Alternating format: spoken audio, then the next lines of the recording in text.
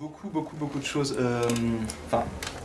Il y a, bon, évidemment, un crime qui se déroulerait en Allemagne, à la gloire, non pas du policier, mais de la police allemande. Ça, c'est quelque chose d'assez important, c'est qu'on va éviter d'héroïser une personne en particulier. On va plutôt valoriser le système. Dans la plupart des bons criminels allemands, on va dire, il n'y a pas un commissaire, mais plusieurs qui se partagent le travail. C'est ce qui est assez intéressant, notamment dans le cinéma policier allemand, avec qu'est-ce qu'on va bien faire de certaines stars, elles sont un petit peu trop brillantes. Ensuite, il y a un mode de détection qui est assez complexe, qui est assez intéressant. Juste si je peux me permettre un exemple par rapport à ce que tu... mais pour je crois que ça doit être le premier texte d'époque qui ouvre l'anthologie, c'est Schwenke, simple brigadier. Et justement, on a là d'abord vu c'est un simple brigadier de police, il est mêlé à une petite histoire policière, criminelle, et tant pis, je vous dis la fin. À la fin, il va... Spoiler tout ça. Bouchez-vous les oreilles, je vais spoiler juste celui-là, mais à la fin, il va lui arriver des misères, mais il est remplaçable. Ce qui va tout à fait dans... C'était pour illustrer le fait que, justement, il n'est pas héroïsé. Il est héroïsé le temps où il accomplit son action, mais ce qu'il est, d'autres peuvent le faire. Pardon. Oui, voilà. Au mode de détection, voilà. Ce qui est intéressant, c'est que, grosso modo, entre le roman policier anglais, britannique, enfin le roman de détection, et le roman policier américain, assez souvent on a tendance à les opposer en disant le roman policier anglais de détective, c'est un roman rétrospectif.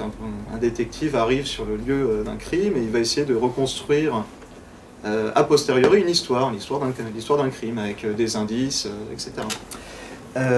En revanche, le roman policier américain, c'est un roman prospectif, c'est-à-dire que, c'est le roman à la Hammett ou à Chandler, le détective arrive, il rentre dans le tas, il va plutôt vers l'avant, il tape, il lance, il tape dans la fourmilière, si vous voulez. Le roman policier allemand, c'est un petit peu différent dans la mesure où le Troisième Reich se méfie de tout ce qui est ratiocination, se méfie de tout ce qui est réflexion, déduction, etc. Pour eux, c'est la marque d'un esprit positiviste plutôt anglo-saxon, plutôt anglais, pas très bon. Ils se méfient bien sûr du roman policier américain, sans être trop au contact avec ce roman policier américain.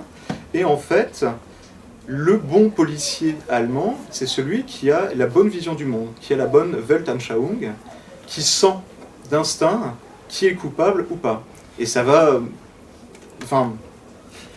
il y a certains romans policiers où le policier ou le commissaire se pointe sur les lieux du crime vers les 2/3 du roman, ne trouve pas un indice, il va retourner interroger les suspects, et c'est surtout là-dedans, en fait, il y a deux mamelles du crimi, de l'enquêteur allemand.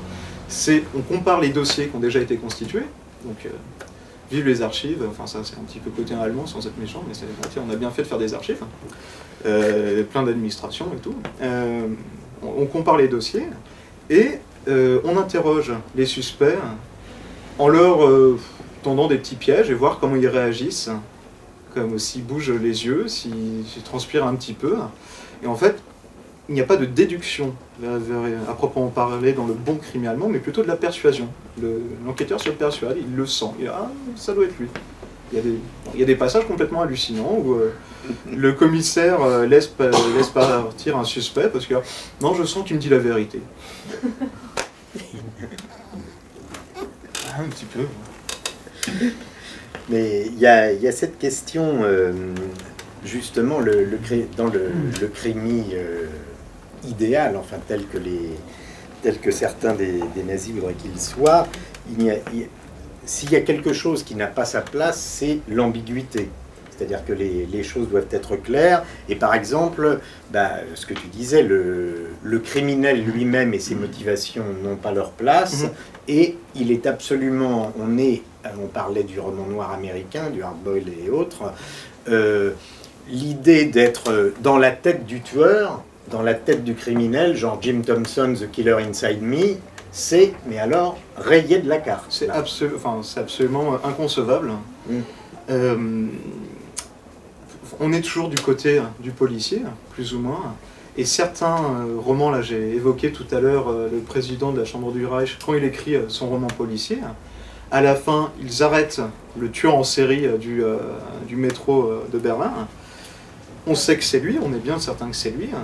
Et vers ses derniers chapitres, il a donné ses motivations, mais ça ne nous intéresse pas. Ça nous intéresse pas pour ce genre de roman. On n'a pas envie de frayer avec la racaille et la fange. Point. C'est terminé. On sait qu'il a été arrêté. On s'en fiche de pourquoi il a fait ça. Il y a une autre différence aussi qui ne laisse pas place à l'ambiguïté, puisque comme tu disais, c'est que dans les polars comme Chandler ou Hammett, parfois on ne sait pas vraiment quelle est la vraie version, quelle est la véritable version finale.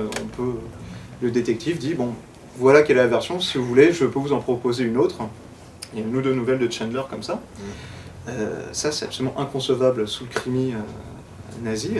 On va dire, répéter, et jusqu'à saturation, qu'on a découvert le bon coupable, que tout est verrouillé, c'est sûr et certain, il n'y a rien qui n'est laissé au hasard.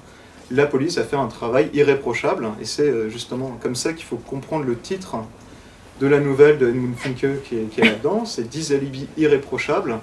Le irréprochable, ça concerne avant tout le travail de la police. Elle a tout vérifié, c'est bon, on est sûr.